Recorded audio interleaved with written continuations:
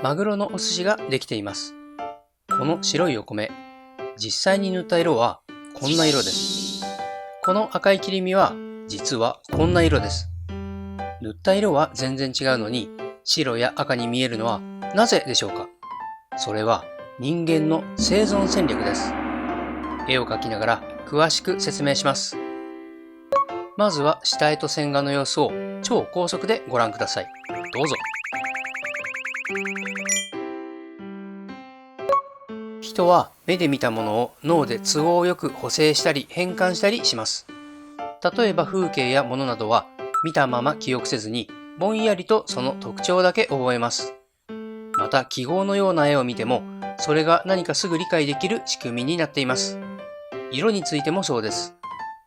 例えばこのような状態でもこのリンゴは赤いと思いますよね。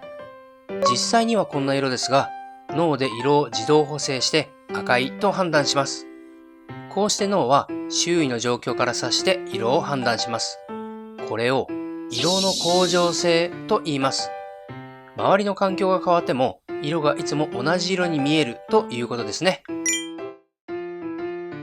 なぜこういった機能が身についているのでしょうか？冒頭でも言ったように、それは人が生きていくために必要だからです。まず脳の負担を抑えるために必要です。果物の色がいつも違う色に見えてしまったらどうでしょうか？例えば日陰でバナナを見たら茶色くてバナナに見えない。夕暮れの青白い光でリンゴを見たら紫に見えてリンゴに見えない。こんな感じになってしまったら脳が混乱して普通に生活できません。そうならないために脳は光や環境などの周囲の状況から割り出して色を判断します。リンゴはいつも赤く、バナナは黄色く見えるように脳内で補正しているのです。それが色の恒常性で脳の負担を軽くする機能です。ここで色の恒常性による錯覚をご覧ください。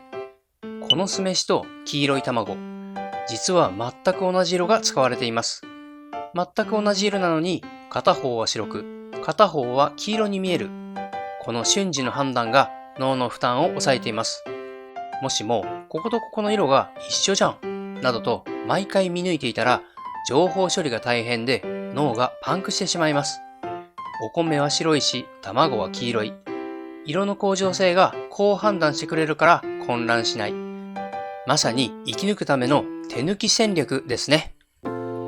そしてこの機能は太古の昔では本当の意味で生きていくために必要なものでした。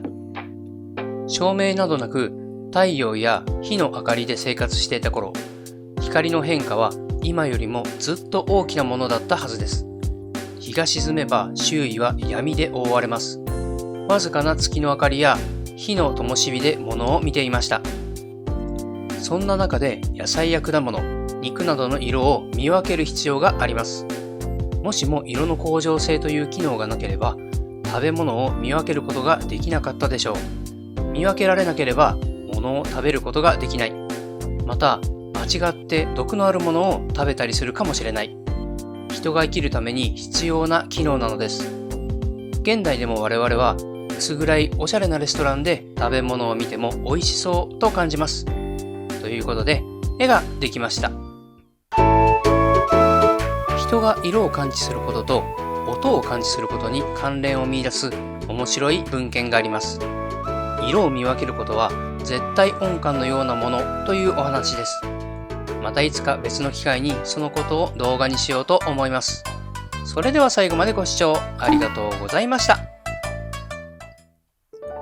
皆さんからのコメントを楽しみにしています。もしこの動画が面白いと思ったら高評価ボタン、そしてチャンネル登録をよろしくお願いします。